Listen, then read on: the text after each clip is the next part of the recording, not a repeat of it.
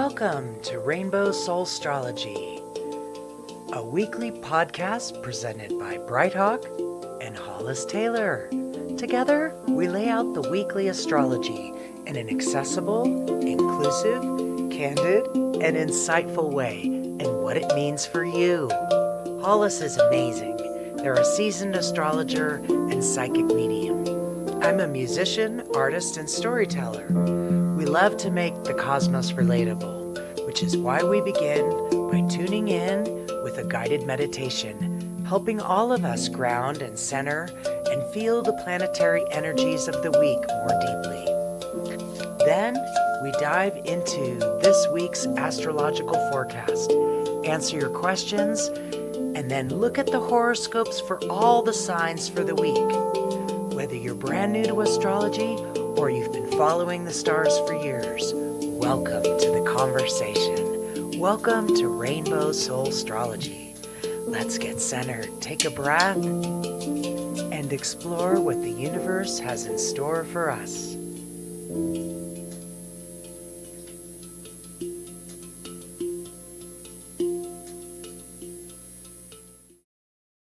All of a sudden. Hello. Man. Hello. How's everyone doing today? I hope that you are having a fabulous day on this beautiful September 22nd equinox eclipse. We're all probably having a slightly different experience. And some of us might just be witnessing it for others. And some of us are probably having our own experience. So I hope that your experience is going okay. You're navigating it okay. Good to have you all with us. Looking forward to seeing your comments about how's this weekend went. Good evening, Alyssa. Good to have you with us. I'm glad you're here. And Samantha, glad you caught us. I'm glad you got us. Oh, man. I'm so glad you're all here. Yeah.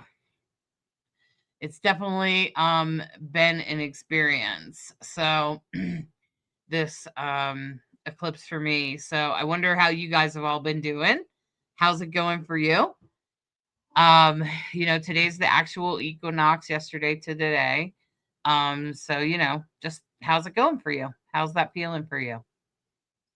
All right. All right, Bright Hawk. You're live in the Mystical Connections group, right?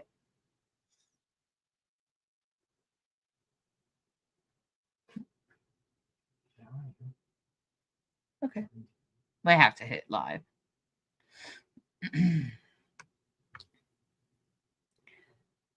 Bianca said today was actually surprisingly smooth for a 12-hour shift. You know what, Bianca? I think sometimes by the time I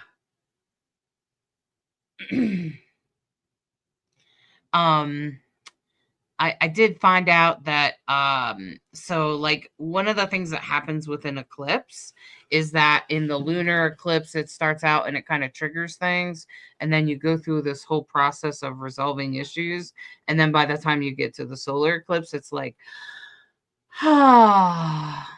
and finally you reach like achievement, success, which is pretty much what's happened with my grandchildren.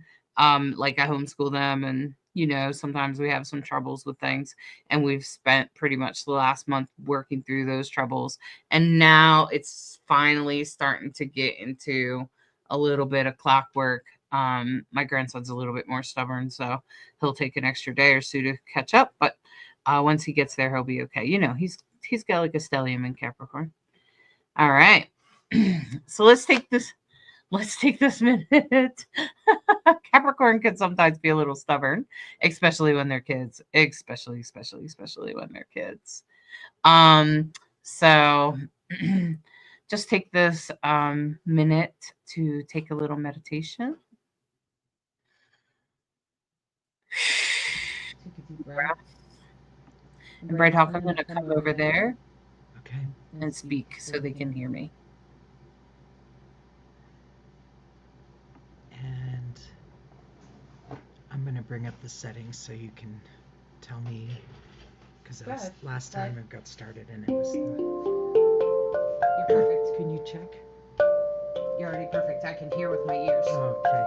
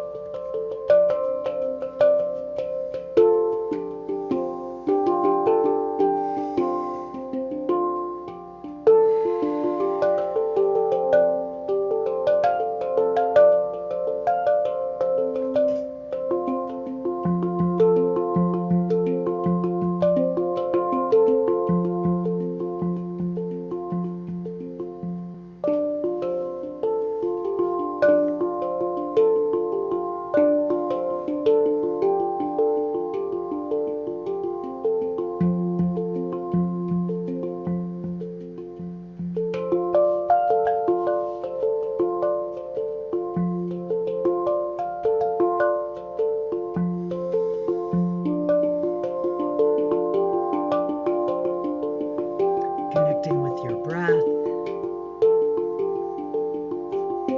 As you center and ground, take this minute to float away deep in outer space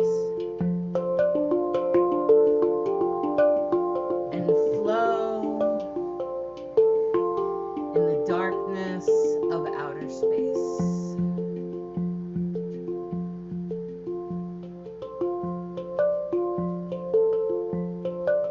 And as the darkness completely surrounds you, allow it to hold you in freedom and in a moment of transformation.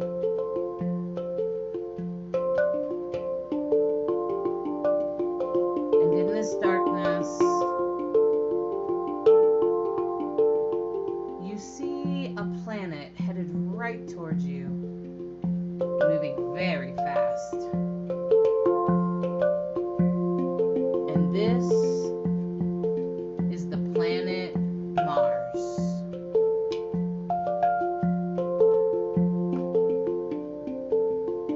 Mars, the traditional ruler of Scorpio and the modern ruler of Aries.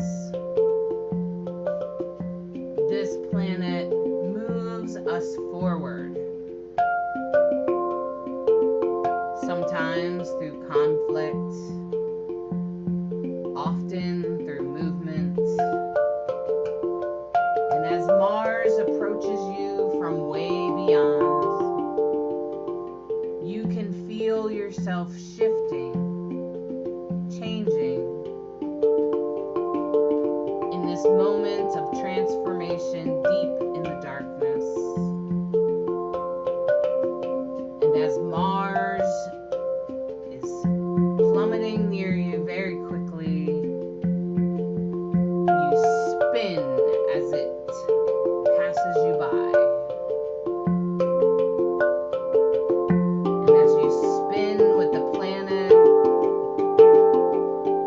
you can feel yourself changing.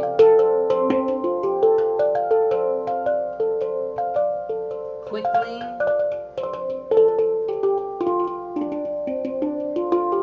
intensely,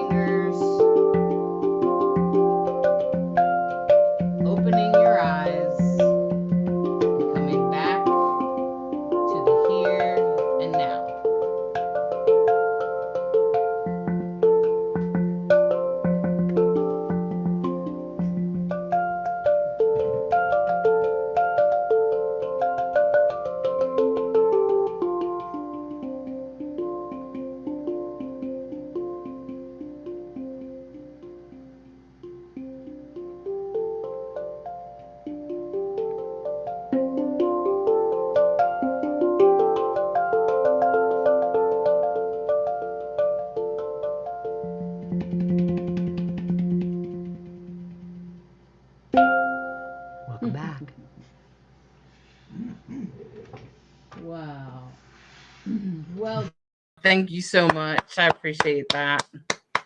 Thank you. um, and I think that's the best way to do that meditation. I'm glad that it sounds great. BBK90 and YouTube said it sounds great. So glad for that feedback. Hey T, I'm glad you think that's beautiful. Good to see you. I'm glad you're here. And so if you're wondering what's going on, if you didn't tune in last week, you might be like, what the heck is going on? And yeah, we're in eclipse season. We've pretty much wrapped it up now. I think this Mars in Scorpio will really wrap it up. And I just kind of said why, right? And so we'll get into the we have to add the file, Brighthawk. We'll get into there we are. Get into the charts here. And so you can see that I'm pretty sure it's on Monday that Mars enters Scorpio, which is essentially today. Now, Mars is a very fast moving planet. Let me just say that, okay? It's been boogieing its way through Libra. You probably barely noticed. And now it's 0 degrees Scorpio. And it just has us moving forward and accepting transformation. The biggest issue with it is that it's in conjunct the Saturn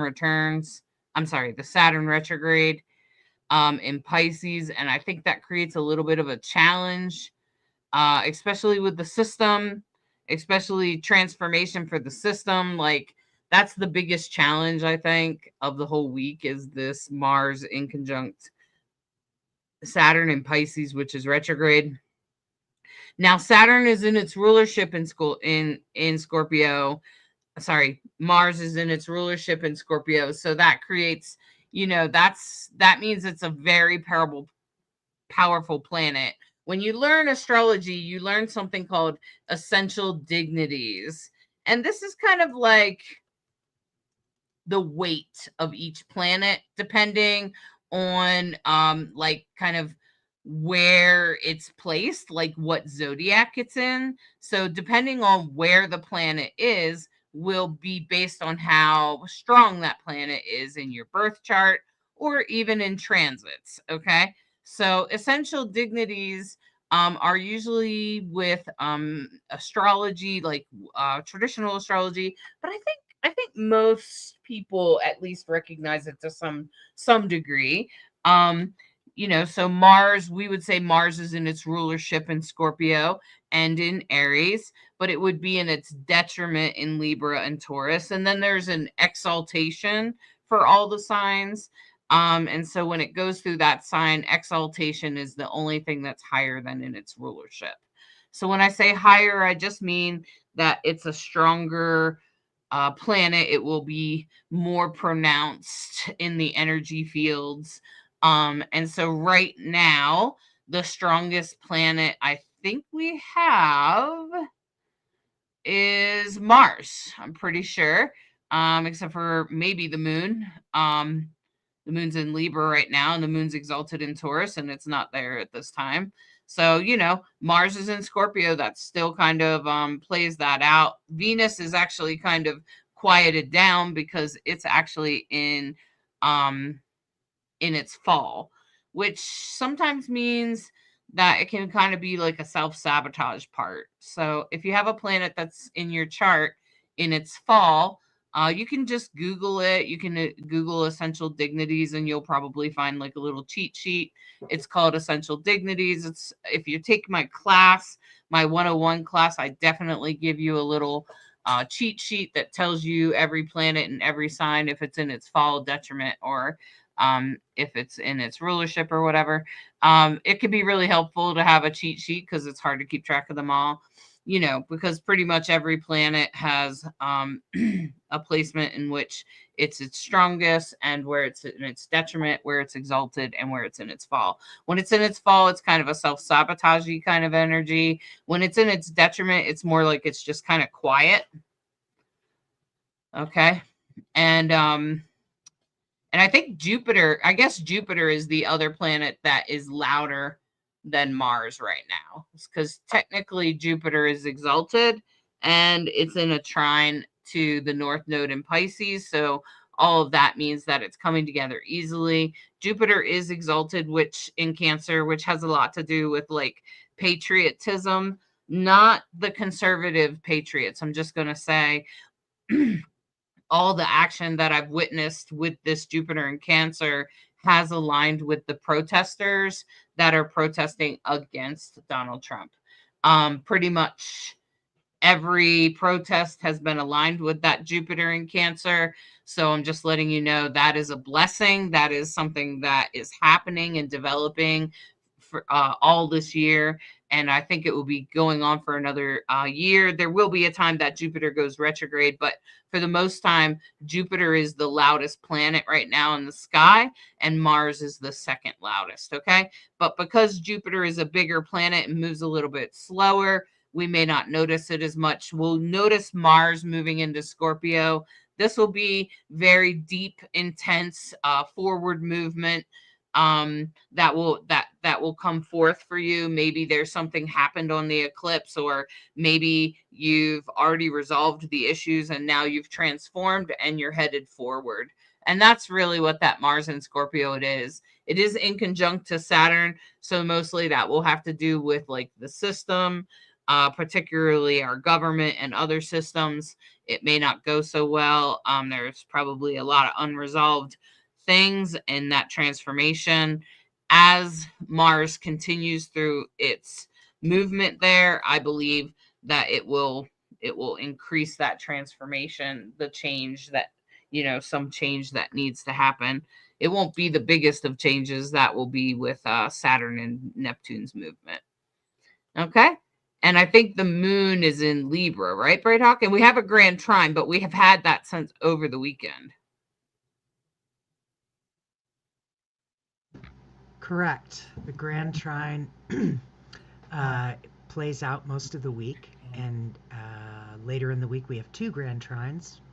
So yeah, we talked about last week how we had two new moons in Virgo, which is unusual.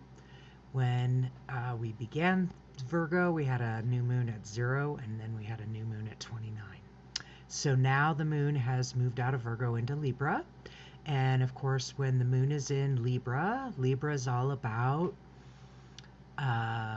it's represented by the scales. It's a truth teller. It doesn't like conflict, but it really has a high integrity for having the truth be represented, having things be fair, having things be equal in its equanimity. The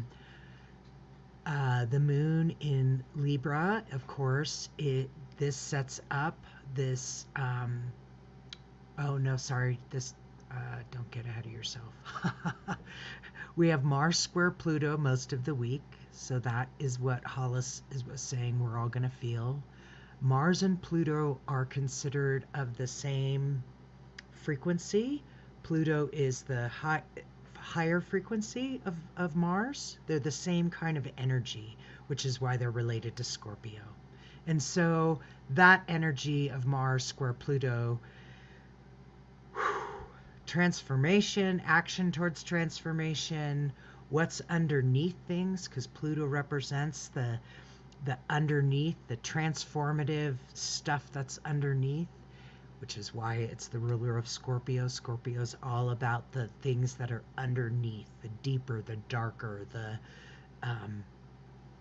what's at the root of things. You literally can think of the deep dark roots and you'd be thinking Scorpio perfectly. So that energy is definitely going to play out all week. The chart that you see today is almost at its height, and Wednesday as well. But this is where we really have some strong transits, and that grand trine in air, meaning everything's in the same element. Pluto in Aquarius, air. Sun in Libra, air. Uranus in Gemini, air. Air in the chart always represents mental energy. We got to think about it, How are we thinking about these things?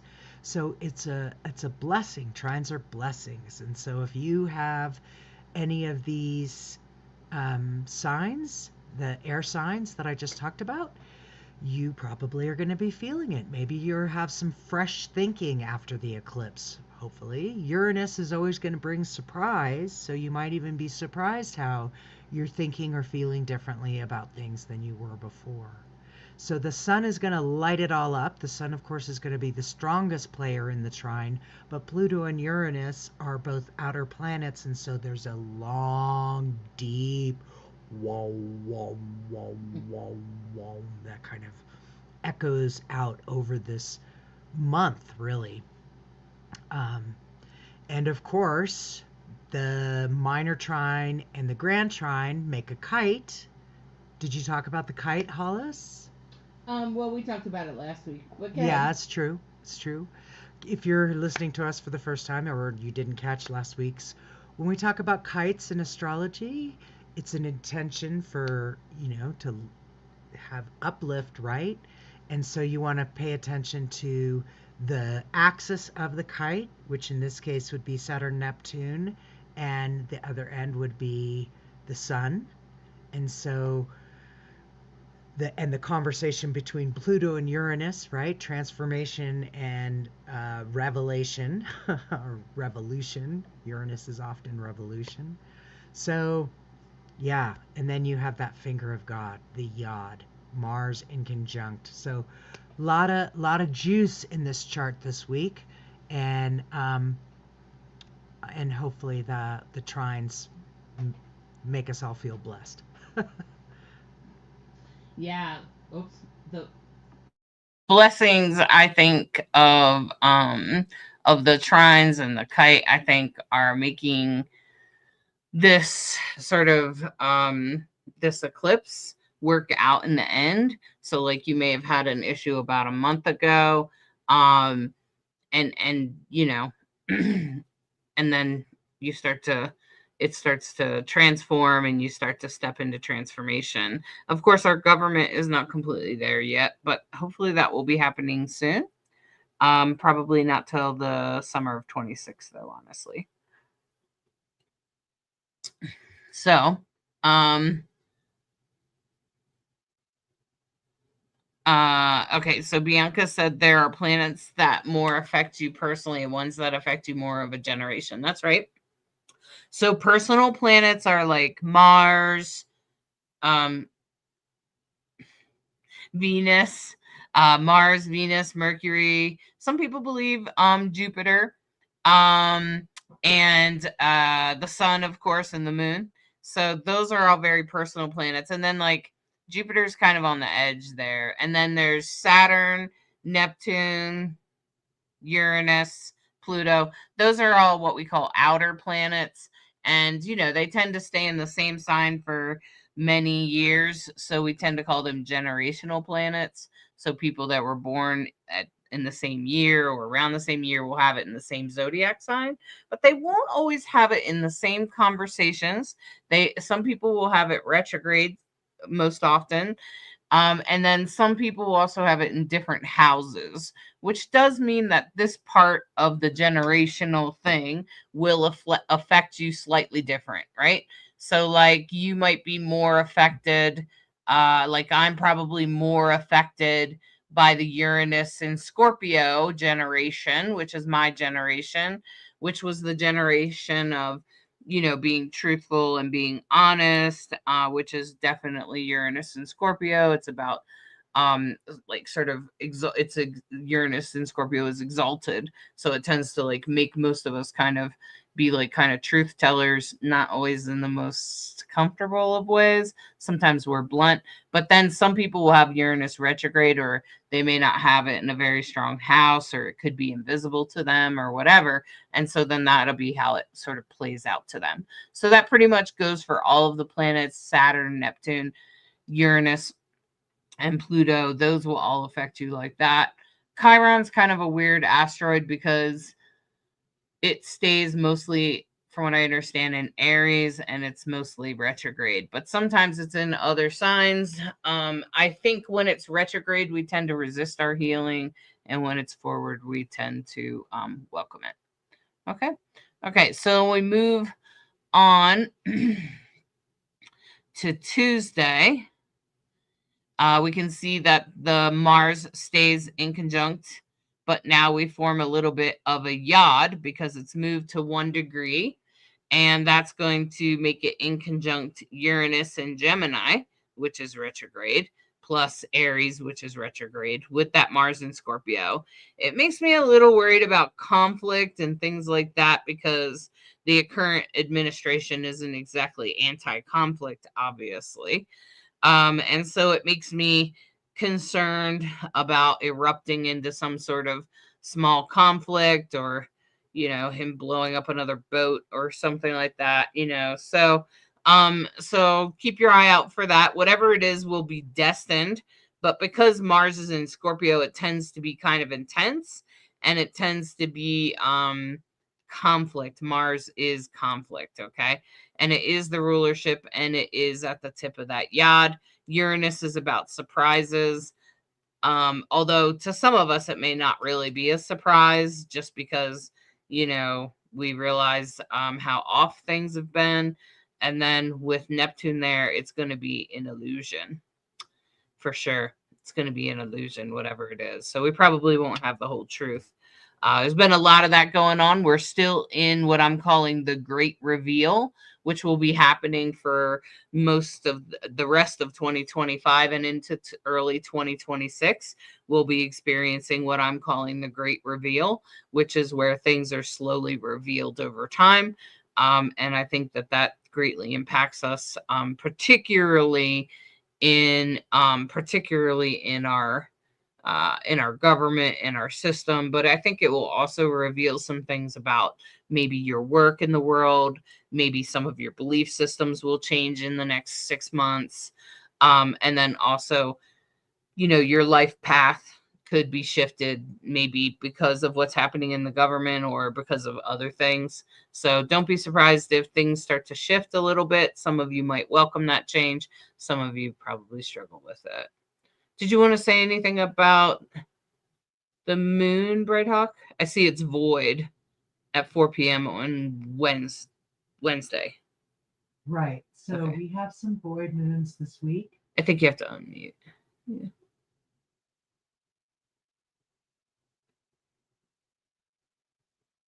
It looks like I'm unmuted. No. Okay, there. I see it. Okay, so the void moon is, I try to only include them when they're, significant, more than an hour, 90 minutes or something like that. This one's several hours, from 4 to 9 basically. So Tuesday evening, this is mountain time, of course you'll have to adjust for yourself. If you're interested in the void of course moon calendar, this is, so first I should define it, especially if you haven't heard from us before. The moon moves through a zodiac every 2.5 days. So when it transitions between one sign and the next, it's called the void of course. I don't know why it's called the of course part, but that's what they call it. And if you're ever interested in getting a moon calendar for you, you could literally type in mooncalendar.astro-seek.com and put in your time zone, and you'll then know exactly when the void moons are happening, because they happen every several days. They're not always huge, but sometimes they can last a whole day.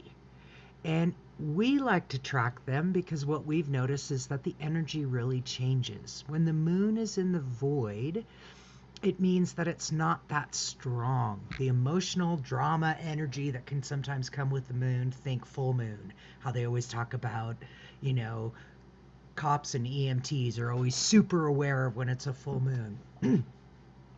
But the void moon is the opposite of that. It's when the moon is quiet. There's not a lot of energy. There's not a lot of drama. So you can actually use a void of course moon to help you take time for yourself, take a little time out, Some people find that because it's less dramatic, it's actually easier to focus. The emotions aren't going everywhere. We've traveled during a void of course moon and found that it was really calm. And then as the void was coming out, as the moon was coming out of the void, you could literally feel the airport volume turn up going, it was crazy. So we pay attention to it, and hopefully you started to notice what it does or doesn't do for you. And of course, it has everything to do with where's the moon going next and what is that element. So if you know what the elements are in your chart that are the strongest, for example, I have a fiery sun, I have a fiery moon, I have a Sag sun and a Leo moon, a lot of fire, and I have Virgo rising, thank God, for earth, right? But I don't have a lot of water in my chart. I have Pisces, Saturn in Pisces, but that's about it. So when we know what the elemental energies are and we know how the moon is switching from one energy to the next, we can also pay attention to why couldn't I get anything done today? I feel like I was wearing a wet blanket. Oh, the moon just moved into Pisces or whatever. So that's what we're paying attention to. Does it help our energy? Is there an assist? Or is this going to feel like, what is the drag? Why don't I have any mojo? And this is what we're talking about when we talk about the void of course moon. So of course the moon is going to be moving out of Libra and into Scorpio. So we've been talking about Scorpio. There's a lot of energy in Libra and Scorpio right now because of this. And when the moon is in Scorpio, it's back to a water sign. And of course, the moon is a water sign. And so there's this watery element. And that's what we're paying attention to. So what you might notice, and I'll be curious, in the void of course moon when it's moving into a water sign, does it feel like a wet blanket? Or does it just feel like, I just need to take a long bath today. I don't know why, but tonight I am taking a long bath. That would be perfect use of the void of course moon. Self-care, time out. What we don't do in a void of course moon is expect things to be launched and that it's going to go well. When you're trying to attract energy, get energy, move energy, this is when it might be challenging. So that's why we pay attention to it. It affects all of us, but it'll affect you in different ways based on what your moon sign is, what your sun sign, and etc. And that's kind of back to, if you want to know more, get the download of our courses. It makes it a lot easier to speak this vocabulary, but we're always trying to break it down. So hopefully that explains and makes it easier for you to understand. Yeah, we try to break it down for you.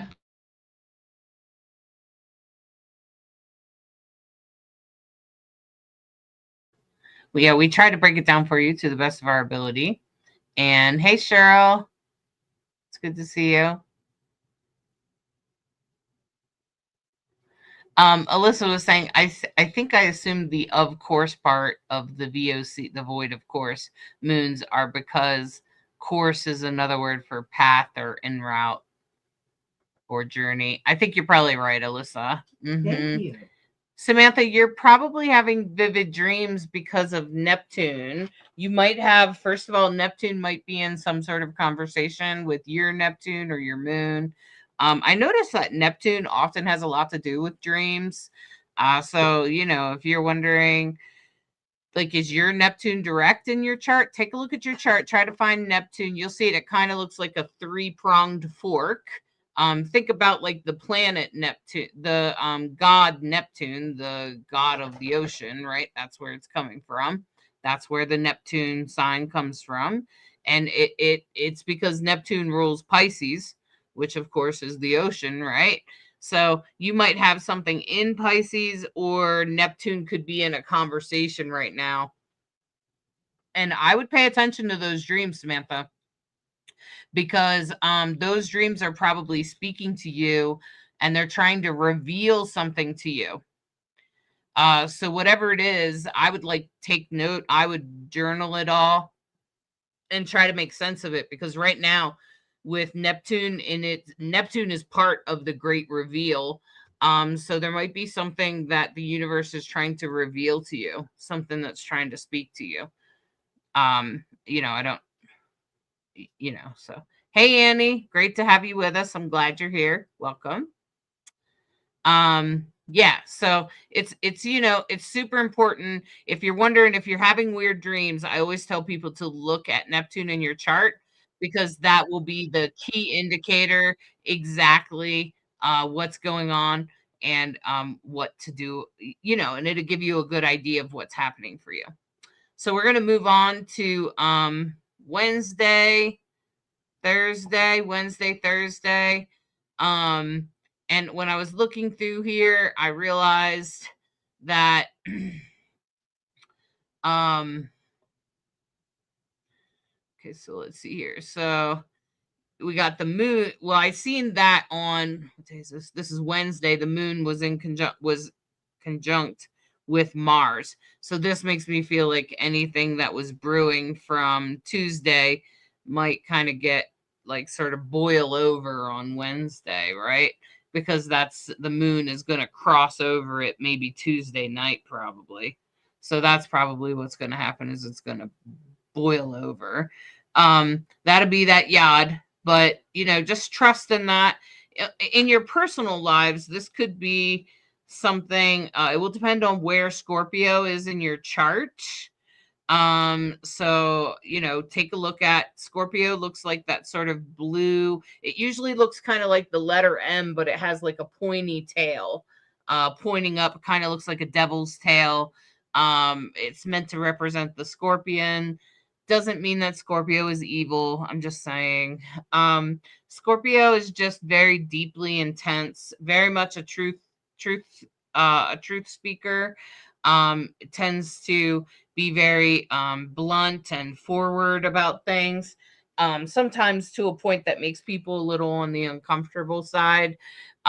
Scorpio is also very much about minorities and making sure that all people are treated equally. It tends to have a soft spot for minorities and people that are, handicap or LGBTQ or whatever like that. Scorpio also tends to represent transformation. In its shadow, it can sometimes be rebellious, or like retribution. It can sometimes be like eye for an eye sometimes. I wouldn't say everyone with Scorpio placements is that way, because Scorpio is so transformational that if the person just tries a little bit to change that part of themselves, they will.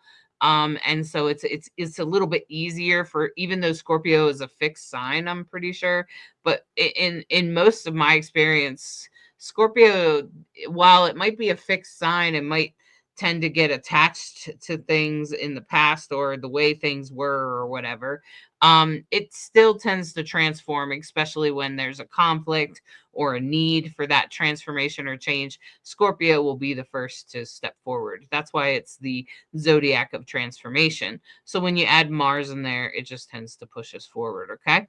So that's Scorpio. Check out where Scorpio is, because Mars will be sort of traveling through there for the next probably couple of weeks to a month. I think it probably is. It's not very long. Mars moves very quickly. Although it might be going retrograde or something at this point. It's about that time. I'll look in just a second. And Bright Hawk talked about the void. And then Thursday, by Thursday, the moon has moved off. I mean, it's creating a different, now it's in a trine with all those water signs. So I think that that's going to bring us into emotional balance. I think that's pretty good. That yod will start to fade because Mars moves so quickly, it will move out of that yod position pretty quickly, which is why I always say that, if you're having a Mars transit, just wait a day. Just wait a day, because it'll be off there, and then you'll probably think more clearly. Because Mars can make you kind of explosive. So if you can control your reaction, some of us are better at that than others. If you can control the reaction, then just wait a day. because Mars will move on and then you'll realize, oh, it should probably be something else. Okay. I should probably react a different way or something like that. Or you'll be better at reacting in a good way. So, other than the second grand trine that Bright Hawk was talking about a little bit earlier on Thursday, I don't see a whole lot more happening, except, I guess on Friday the moon moves into Sag. Well, before you go there, I just want to Mhm. point out we don't always see two trines in the sky like this. And when you do have two trines, what does that look like? A Star of David, which, when you consider that we have two trines plus the finger of God, the Yod, the inconjunct to Mars, this is a very fated chart. This means that we have the blessings of air, the blessings of water, and the activity, the action of Mars. It also means that it's fate. There's a path here that we're all on, and this is what's unfolding. And it has a very spiritual potential. Like Hollis said, when you're on course in your chart versus when you're in the shadow, you're not living the potential. This kind of chart has the opportunity to really catapult in a beautiful way because it's a double blessed. How you think about it, how you feel about it, and the action, right? When we think about the laws of manifestation, at least this is how I think about it. It starts with stillness, right? Then we have thought, connection into action, right?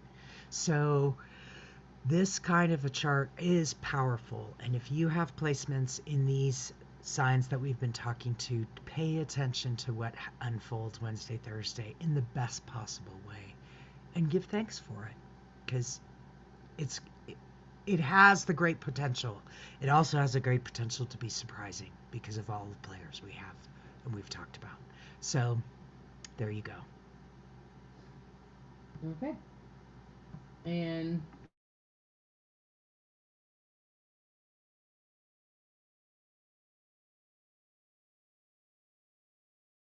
okay. So, and it seems to me that on Thursday, so we had those double grand trines on that one day. And then as we get into like Friday, Saturday, um, Friday, the moon will move into Sagittarius and create a minor trine with Pluto, which is great. This is good. The biggest issue is that the moon will be opposite Uranus. So be careful that, you don't let your emotions or indulgences probably it would probably be more like your emotions will slide you into your favorite indulgence, whatever it might be, food or alcohol or video games or whatever it is.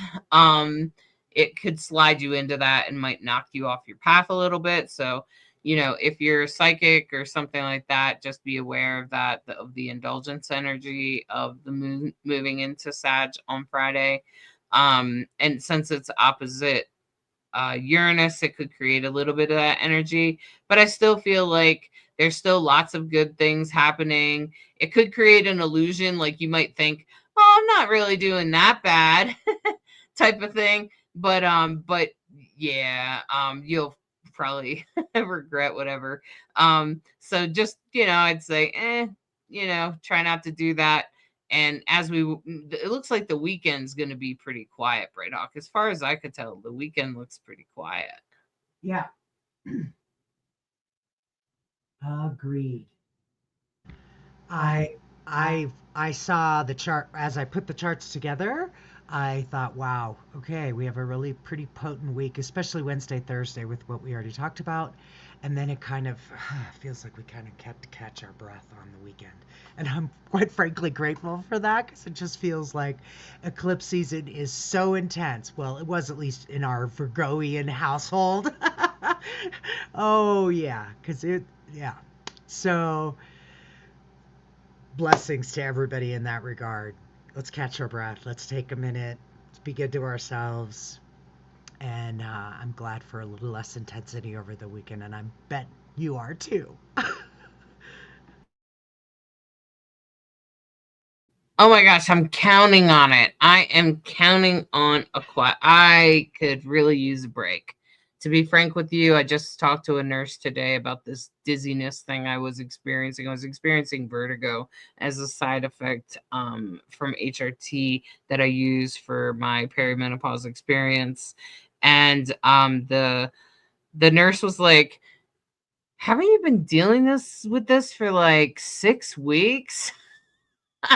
So I just wanted to share that all with you. If you've been going through some crap for like 4 to 6 weeks, hopefully you've found the resolution to it. I know I have, but I knew I would find the resolution by the solar eclipse. So I did literally like Friday. I still had my doctor told me to back. I had to go to a different doctor, and she told me to back the dosage down because the other doctor kept gaslighting me. So, this is a little bit of me not listening to myself, not listening to my own intuition when I was right the whole time, which is kind of like really annoying. And then I had this big, like sort of spiritual event over the weekend, and I was supposed to pretty much be doing readings in person back to back Friday, Saturday, Sunday. And Friday I was trying to actually it was Thursday. I was trying to set up. Friday I was still suffering a little bit of vertigo, but by the time I got to Saturday I was like, "Oh, finally, I'm able to make it through the end of the day without any vertigo." And I pretty much made it through Saturday and Sunday and so far today, which if you've ever had vertigo, it's pretty awful. It makes you feel like you're nauseous the whole time. I would never want that again. So I'm just saying, if you, whatever's going on for you, whatever's been happening, hopefully you've found the resolution during this time. Hopefully you've made it to the end, and some good things have come of it. You'll transform and change today, and that's pretty much what's happened to me. Is I'm just kind of processing what happened, and still kind of a little angry, definitely, at the doctor that gaslit me for 6 weeks, as you can imagine. um and at the same time recognizing how I need to stay in my own power, which is also Mars and Scorpio. Scorpio tends to have great boundaries. Scorpio tends to stand in their power. Scorpios, usually people with strong placements in Scorpio. I'm a Scorpio rising, and currently Mars is on my ascendant right now, today, right now. And it does kind of frustrate me a little bit to realize what that doctor did. I was happy to write her review yesterday, and I did indeed that. And I was very clear about what went wrong and reported her to the main system that she works in. So I'm just saying that hopefully you've found some sort of resolution. What's your resolution? What did you guys go through? I know all of us have been through something. A lot of us have been through something, and you could be grateful for finding the resolution now that we're at the solar eclipse. I know for me, I'm freaking grateful. Couldn't be much better. I'm so happy. Um, and as we go on this week, you'll probably integrate whatever changes were made, whatever shifts you went through, or maybe not much happened to you. Maybe you didn't have any Virgo placements or Pisces placements, so maybe you didn't feel it as intensely. And um Oh, okay. See, Cheryl said, yeah, resolution, big time. Our move is on for the first, if not sooner. Congratulations, Cheryl. Congratulations. See, at least you like can see the light, like someone turned on the light, right? Yeah. Yeah. um, uh, Bianca said, what the hell? My husband's a Virgo sun and a Scorpio rising too, Hollis. Yeah, are they a Libra moon? Is he a Libra moon? So yeah, so whatever your resolution is, I'm glad that you found it. I'm glad that you found some peace and that we're moving towards better days and better things. And I think that's pretty much where we were headed. And this next week, I think we'll just be integrating that. There might be some eruptions maybe in our world a little bit. Hopefully it's not too bad. And then as we move on to a nice quiet weekend, I think we'll all take a collective sigh, right? I think most of us could. Cheryl said yes, and a new neurologist who listened and is running tests. Oh, good, Cheryl. Like, what can we all say for doctors that listen? Right? God, why do they gaslight so much? All right. But I was reading an article that one of the reasons we have such a hard time with our doctors is because when they go to college, they're actually taught to be narcissists. Isn't that interesting? I just thought it was interesting. They actually teach them in medical school to be a narcissist. So that won't work, Braydock. We need it to be clear. Okay, I guess you can. Yeah, I guess you can leave that on. Okay. So we're gonna start with the horoscope.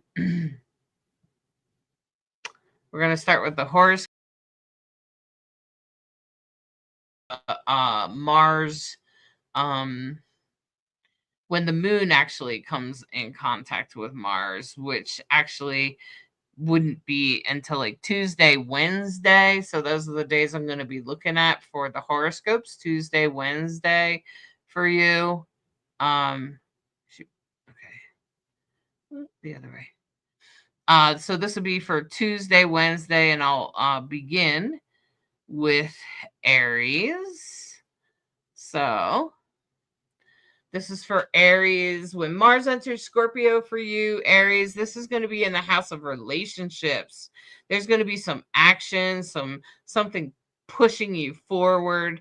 This is going to be a great transformation, a great change in relationships.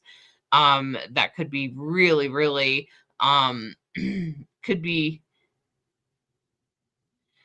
could be really powerful for you. Sorry about that. So Aries, this Mars moon might be emotionally driven to help you change in relationships. Aries might help you be bold and say something or do something to help you, manifest some sort of relationship or change the way a relationship is on Tuesday, Wednesday, as Mars is in Scorpio in your 7th house of relationships. Okay. And as we go on to Taurus, this is the horoscope this week for Taurus, especially Tuesday, Wednesday. Taurus, this is going to have everything to do with your work life, or actually it probably have more to do with relationships for you as well. This will have a lot to do with relationships. It will push you into making choices or saying something, particularly in relationships that you are in on a day-to-day basis, like people you see mostly every day or most days or talk to most days. Taurus, you're probably going to make some action or change some things that will need to be changed or shifted in order for you to manifest a more balanced relationship that you're looking for. Maybe you've had a realization over this eclipse, and now as Mars moves into Scorpio, you'll take action on that change or action towards what you've been thinking about or whatever realization you have. Now the next is for Gemini. This is for Gemini, sun, moon, and rising. It's actually mostly the sun and rising I've been noticing. The moon is a little bit harder to hone in on just because, yeah. So this is mostly works. This horoscope is for Gemini, sun, and rising. And this is Mars is in your 6th house in Scorpio. This is really has to do with your work and your day-to-day life. So I wouldn't be surprised if you took some sort of action in relation to your work in the world. Maybe there's something you have to do. Maybe you have to get your name out there, or maybe you'll make some more applications or whatever. Anything that you do on Monday, Tuesday, Wednesday, I would say is fated. So I would really pay attention, if you're looking for a job and you're called to fill out a certain application or contact a place, maybe to be a little bit more assertive about getting the job. That could be a great idea. That's great because Scorpio is very assertive. And usually with as long as you do it, Gemini, with your graceful ways, I think you'll be just fine. So, that could be the phone call you need to make about work or whatever shift you need to make in your day-to-day life. Okay? And that's for Gemini. Now, this next is for Cancer. This is for Cancer, Sun, and Rising. Cancer, this is going to have everything to do with your children. So, be careful not to lose your with children. Try not to lose your temper. Cancer, you're not likely to lose your temper, but this might be a day that you do. And it probably is also going to have a lot to do with taking action about your children or doing something for your children. Maybe they might actually get under your skin a little bit, which is kind of unusual for you. And could also be about like creative outlets if you don't have kids. And doesn't have to be your kids, it could be other kids. And it also could have something to do with like your creative outlets, the things that you make or create. And so those are kind of your babies, if that makes sense. And it could absolutely have to do with like romantic relationships, if that it applies to you. Something could get under your skin, Cancer. And you just need to say something or do something or whatever it is. So I encourage you to transform and change, and like I said, give it a day or two. just wait a day if you can. If you can, wait a day to do anything about it. Now that's Cancer. Now this is for Leo. Leo, Sun and Rising. This is going to be very much about your home. This is going to be about the home you live in and how that plays out for you. This could be some action or something taking place in your home where, maybe you do a sudden action or take a sudden action in relation to your home. Hopefully, it will be good for you. Hopefully, you'll be taking action rather than having a conflict in your home, Leo. So I just want to say, stay tuned into things, Leo. It is important that you stay tuned in so that you don't lose your temper, because Leo, sometimes you can be a little raw, right? Okay, so just be aware. This is home, and go slow. Don't get too caught up in it. And like I said, give it a day or two before you overreact. You might need to give it a little bit more space so that you don't overreact. If you can wait a day or two, that's great. If not, it's likely maybe to irritate you a little bit. Could be a little bit frustrating with Mars and Scorpio there. It will kind of stand out Tuesday, Wednesday, and even into Thursday. But the best thing you could do, like I said, is to just wait. If you can wait to react, that would be great, because you'll have a better perspective.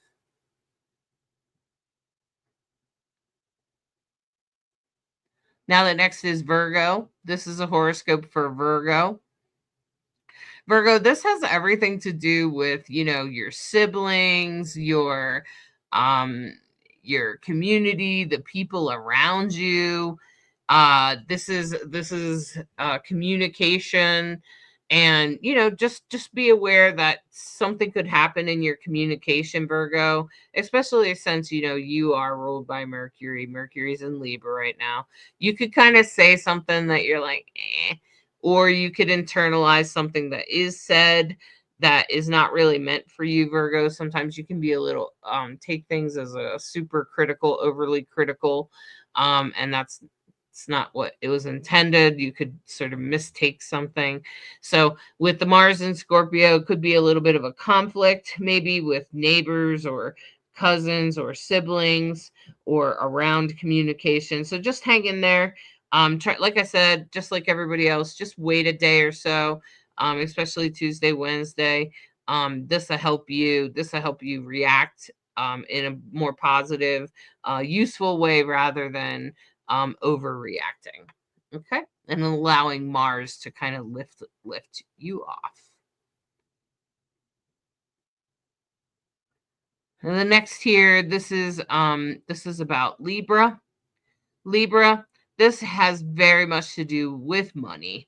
You might make an action about money. You probably will take an action Tuesday, Wednesday about money that could be actually good for you. It could help you transform. Just be aware that it could be difficult, could be more difficult than you think it at first. And so just go at it, try to stay calm, try to stay fair, which we can count on you to do. And I'm sure that the action you take will help you transform if you go carefully and thoughtfully. I'm sure that you'll have the best results in this way.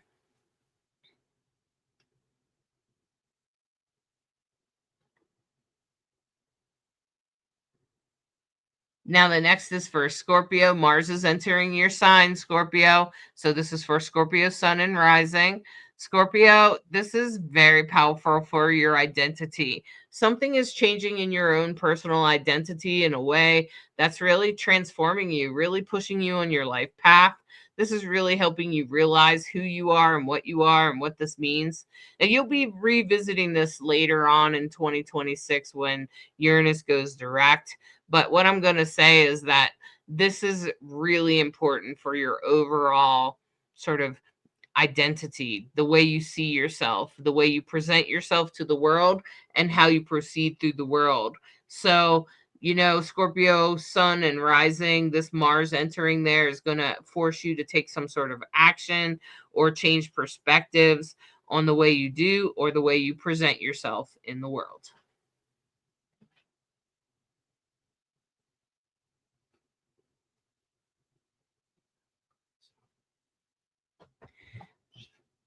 And the next here is Sagittarius. This is for Sagittarius. Sagittarius, the thing about this transit is that you might actually not notice it. Like you might actually be like, what happened? Why is this person so pissed off? Okay, like you might witness it in other people, but not yourself. Okay, you actually will probably be taking actions with the unseens or connecting to the unseen or dealing with like nursing homes, other communities that are um, that are like sort of unseen, like nursing homes, like mental health centers and things like that. It could, you might take some sort of action in relation to that. Or Sagittarius, it might just be more like self-sabotage. Like I said, Sag, be careful, my Sag friends. Don't especially try not to be too indulgent in what you do. Okay. Next is Capricorn. This is for Capricorn, Sun, and Rising. Capricorn. Capricorn, this is going to have everything to do. This is going to have everything to do with, your friends, your community, the people you're connected to, the people that have influence over you. So, pay attention to those people, pay attention to how they affect you, and pay attention to how that affects your mood. Because this has very much to do with like your friends. It has very much to do with maybe taking action in that department, maybe taking action around that. We would love to, and I think Capricorn would also be aware that this could also have to do with like other people that have influence on you, not just friends, but like landlords, teachers, coworkers, and that kind of thing. People that influence you in some way. There could be some sort of action or something that happens Tuesday, Wednesday, Thursday that that maybe irritates you, maybe bothers you, especially if you have Scorpio placements.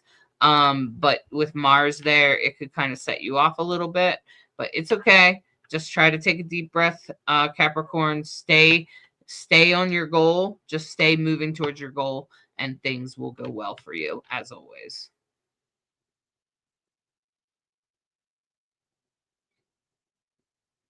And the next is Aquarius. This is for Aquarius.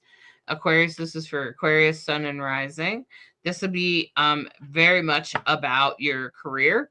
This will be very much about your work in the world and what you do day to day, like what you offer the world. What kind of gifts do you put out there? What are you putting out in the world? What is it? Maybe you want to go back to school or something and get in touch with some things like that, Aquarius. Maybe there's something you want to offer. Maybe there's some sort of action you have to take. You could find yourself a little irritated at work or something like that, but just take a breather, take a break. Don't worry about it. Try not to get caught up in it. And like I said, just wait a day or so and it will pass.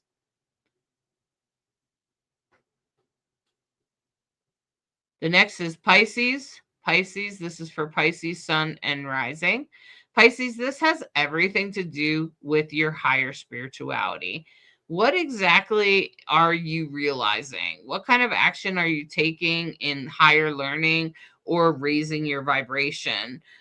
Is there some sort of action you want to take around education or something else that you want to do around that? Let's find a way to do that. And that's exactly what's happening here. This could have you take some sort of action around education or some other action that could lead you or could be irritating or frustrating for you. Maybe there is some education that you need to get where you want to go or whatever it is, and you have to take action in regards to that. So make sure you follow that, Pisces. And as you're going forward, recognize that this could also be a higher spiritual awareness, realizing some sort of spiritual awareness that you need to realize that's good for you. All right. And that's that.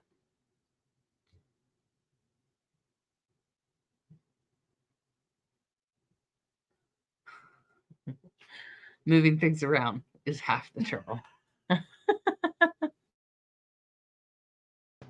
As always, awesome. Welcome, Kathleen. I hope that helped you for your Libra. And Bianca, you absolutely great comment. Let me put it up. I listened to a video the other day, and she said, when looking at horoscopes, you should go more with your rising sign. Do you find that to be true? Absolutely. Absolutely. So what is the rising sign? If that's new language to you, you know your sun sign, but what's the rising? Again, we have a download you can get that helps you get that information very quickly. This is when it's really important to know what your birth time is. Because if we don't have a birth time, then we don't know what the rising is. And we have to do a process in astrology we call rectification. There are some astrologers who can look at you and figure out what your rising sign is probably. There are features we have, you talk about a moon face. People are real understanding of that one, a moon face. My dad had a moon face and he was a Cancer, bright cheeks and kind of a big forehead.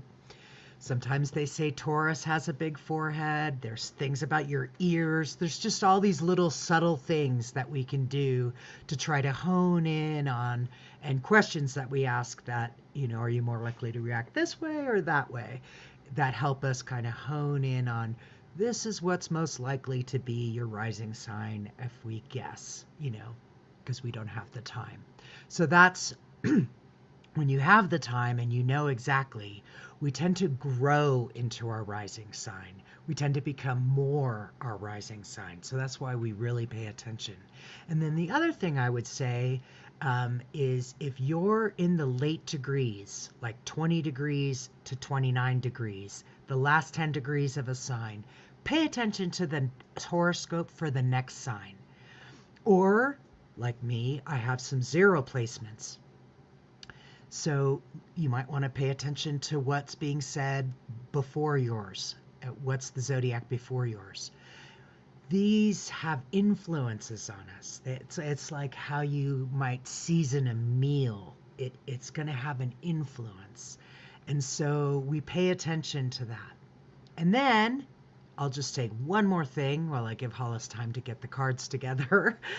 When you get even further into what we call the decans, every 10 degrees the rulership changes. So when we look at a zodiac, it's 30 degrees times 12 is 360, right?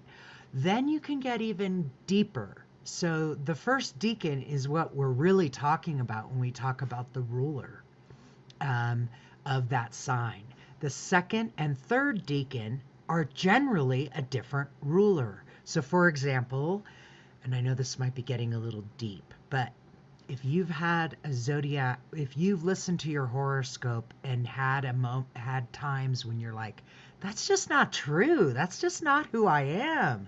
This is why I'm telling you. So for me, I'm a Sagittarius. I'm 29 degrees Sag. That's why they call me Bright Hawk. I'm a bright light born on a dark night. My birthday was 20 to 12 midnight on 12/20. Bright light born on a dark night. So I'm at the very, very last piece of Sagittarius. And so I listen a lot to Capricorn to help me understand how it's influenced. But when I look at the decan, the first decan of Sag is the rulership is Jupiter. The third decan of Sag is the sun. And you know what? My sun is way more powerful than Jupiter, which is retrograde in the eighth house. So this is back to what we were talking about, dignities. When is a planet strong? When is it weak? And how we pay attention to the overall strength in a chart. This is why I relate very strongly with Mars and which is on my ascendant in Virgo. And the South Node was just like right there during this eclipse. and you know, of course, the knowing what your moon sign is tends to be how you look at emotionally. So hopefully that helps, a little bit of, you know, information, trying to pass that on. Are you ready? Mm-hmm. Awesome. Now Hollis will wow us again with their ability to now put the tarot together, and it's always so fascinating to see how the tarot points to some of the same themes we've been discussing about the week for astrology. Go ahead, Hollis. Well, I was fascinated as I pulled them. I was kind of like, whoa, they do kind of match with the astrology this week. And I already see it right away as soon as I pulled them. Anyway, this is the Four of Cups. And you can see this is the Love is Love Pride deck. So they tend to be GLBTQ themed. But these are a couple of guys on the couch. They're kind of tuned out. And you can see that there's spilled milk, which very much has to do with like what went wrong in the past. Now they're not really recognizing what they did have that was good and what the good parts of. And this just makes me think like everything I went through with 6 weeks of vertigo. Like, what was it that you went through? You know, Cheryl went through some stuff about where she's living. And so everybody had different things that they went through depending on probably what house Virgo is in for you and what planets are there. But this very much, you know, this very much has to do with like, oh man, what went wrong, right? Okay, and that's pretty much what that is. And then in the present, this is like a celebration, like you overcame it, right? Especially with the Six of Wands. This was your intention. This is you've accomplished your intention with the support of others. You have made it. You did it. You got there. Woo! Right? That's pretty much what this card's about. And with the Five of Wands, this is a very special card, right? Okay, so this is very much about stepping into our power and fulfilling our intention. And the interesting thing is that for the future this week, it gave us the this is like the second time I've got this card in the last 24 hours. This is the Emperor card. I actually pulled it in someone else's deck at the event I was at. This is the Emperor, which is very much about being in your power, staying in your power. And I'm going, okay, I'm listening. Okay, so this is like stay in your power. Don't let anyone gaslight you. You are in your power. Step into your power. That's really what this is about. And I feel like this is really powerful because of what we've been through, right? Because of the crap we've been through and what we had to do to get there and how we had to get community support to get us through that hot mess of an experience that we had. And then as we go forward, we got this Emperor card, which is very much about staying in your power, walking in your power, and being in your power, which will probably feel great this weekend as we move on and get in touch with exactly who we are.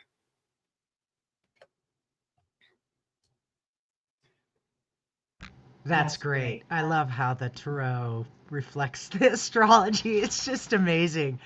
And it sounds, the middle of the week is definitely you're gonna feel something. I hope you're paying attention and report back to us. We'd love to know. And this week with those blessings of the Grand Trine in air and the Grand Trine in water, really pay attention to your thinking. And then as you notice your thinking, how are you feeling about it? I think it's going to be a great week. I hope everybody has a beautiful week. We send you mwah, mwah, mwah. Much love, big blessings. Oh, Samantha asked, what are some of the attributes of a sun transit? Well, obviously, that's when we're having our birthday. Everybody has one at least once a year. You want to take that one, Hollis? That makes me think right away, Samantha. When you have your solar returns, which is essentially your birthday, you can cast the solar returns chart. There's actually a special chart that you can cast that will kind of give you an overall theme of what the year will be like, what you might be dealing with, what might be going on. It's called a solar return chart. And yeah, so there is a special way that most astrologers can do it. If they can do a natal chart, they can usually do it. It's professional software it's easy to do in professional software. So I just wanted to say that a solar return chart, like if you come to me and tell me it's your birthday, I'm going to look at your solar return chart, and then I'll look at the whole year's transits. But I will do both. That's what I do on your birthday. But you can look it up. How do I cast the solar returns chart? I think Astro might let you do it. You just have to figure out how. It's probably a little tricky, but I'm sure you can do it. Well, we hope you have a great week. We send you tons of love and know you're going to surf it just great because you've gotten through everything you had to get through to get to now. So just know you have the experience, you have everything you need, and I wish you all the very best. Have a great rest of the week. Thanks for listening to Rainbow Soulstrology, where we try to be a bridge between you and the stars. Take care, everybody. Thanks so much for spending time with us this week. We hope you're feeling more connected to the cosmic energies in your life and what works for you. We send you lots of love on your journey. If you enjoyed today's show, please hit that subscribe button. It really helps reach more people who could use some cosmic guidance. Hey, and don't forget to share this episode with anyone who might need or want to hear it. And we love hearing from you, so drop us a comment and let us know what resonated most for you, or if you'd like to hear something new next week. Your questions and feedback make us better. Want to join us live? Subscribe! Catch us on Facebook and YouTube. And that's where you can ask real-time questions and be part of the Rainbow Soulstrology community while it happens. Until next week, trust your intuition, follow your inner wisdom, and remember, the stars are always supporting your journey. Thanks for listening to Rainbow Soulstrology, where we try to be a bridge between you and the stars.